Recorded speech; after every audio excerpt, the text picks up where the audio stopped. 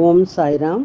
ஸ்ரீ சாயின் ஆசீர்வாதத்துடன் ஸ்ரீ கோவிந்த் ரகுநாத் தபோல்கர் என்ற ஹேமாத்மன் இயற்றிய ஸ்ரீ சாய் சச்சரித்திர கிரந்தத்தின் அடிப்படையிலே தொகுத்து மூல மராத்தியிலே விரிவுரையுடன் இயற்றிய தைந்தின் சாயிபோத் பேராசிரியர் டாக்டர் சீதாராம் கணேஷ் தேசாய் அவர்கள். இந்த நூலின் தமிழ் மொழிபெயர்ப்பு ஸ்ரீ சாயின் தினசரி ஞான போதனை தொகுத்து வழங்குபவர் டி.ஆர். மாதவன் அவர்கள். பிரார்த்தனை. சமர்த்த சாயி, இச்சிறு மந்திரம் புனிதமான ஜெயமருளும் மந்திரம்.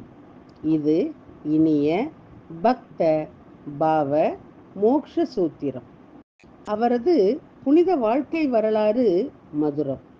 சாய்நாதர் கடவுள் பக்தியுள்ளவர், தர்மத்தை பின்பற்றும் பிரபஞ்ச பாலகர். இப்போது இவர் வாழ்க்கை வரலாற்றை பாடுங்கள். மன அமைதியை பேணுங்கள். ஈஸ்வர் அல்லாஹ் ஒருவரே கூறுவார், கடவுளில் வேறுபாடு இல்லை என்பார்.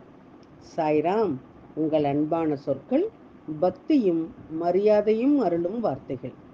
ஓம் ஸ்ரீ சாய்ராம். ஸ்ரீ சச்சிதானந்த சத்குரு சாய்நாத் மகாராஜ் கி ஜெய். ஓம் சாய்ராம். ஸ்ரீ சாயினுடைய இன்றைய ஞான போதனை அத்தியாயம் 21, ஓவி 31. அந்த உன்னத மனிதர் கையிலே இருந்து நிஷ் சல்தாஸ் எழுதிய விசார் சாகர் என்ற நூலை படித்துக் கொண்டிருந்தார். விளக்கம்.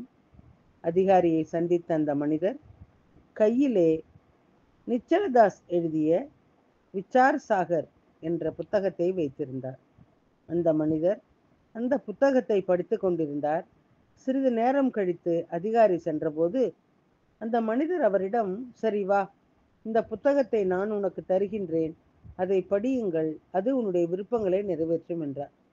இதற்கு பிறகு நீ உன்னுடைய வேலையிலே வடக்கு நோக்கி செல்லும் போது ஒரு பெரிய மனிதரை காண்பாய். அவர் உனக்கு முன்னோக்கி செல்லும் வழியை காண்பிப்பார். அவர் உன் மனதை அமைதிப்படுத்தி உனக்கு அறிவுரை வழங்குவார். உன் மனதிலே தன்னுடைய போதனைகளை பதிப்பார். அதன் பிறகு மம்லத்தார் ஜும்னாருக்கு மாற்றப்பட்டார்.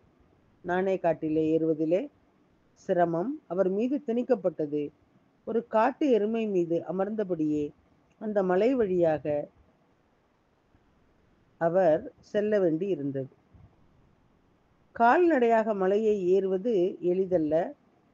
மலை வழியாக சென்ற அதிகாரி காட்டு எருமை சேணம் போட்டு மிகவும் சிரமப்பட்டு அதன் மீது சவாரி செய்தார். மலை வழியாக சென்றதும் மூச்சிரைத்து கொப்பளித்து முதுகு வலிக்க தொடங்கியது. எப்படியோ அவர் ஜும்னாரை அடைந்தார். பின்னர் ஜும்னாரிலே வேலை முடிந்தது. அதன் பிறகு அவர் கல்யாணுக்கு மாற்றப்பட்டார். அவர் அங்கு சாந்தோர்கரை சந்தித்தார். சாயினுடைய புகழை பற்றி சாந்தோர்கரிடமிருந்து கேள்விப்பட்ட பிறகு அவரை சந்திக்க முடிவு செய்தார். மறுநாள் அதற்கான நேரம் வந்தது. நாம் ஷீரடிக்கு போகலாம், பாபாவை தரிசனம் செய்துவிட்டு 1 அல்லது 2 நாட்கள் அங்கேயே தங்கி கல்யாண் திரும்பலாம் என்று சாந்தோர்கர் அவரிடம் கூறினார். இருப்பினும் வழக்கு அதே நாளிலே சிவில் நீதிமன்றத்திலே விசாரிக்கப்படவிருந்ததால் நீதிபதி நானா சாஹிப்புடன் செல்ல விரும்பவில்லை. நீதிமன்ற தேதியை தவறவிடுவார் என்று நீதிபதி பயந்தார். முதலிலே வழக்கினுடைய தீர்ப்பை அறிவித்துவிட்டு பின்னர் தான் ஷீரடிக்கு செல்ல முடிவு செய்தார்.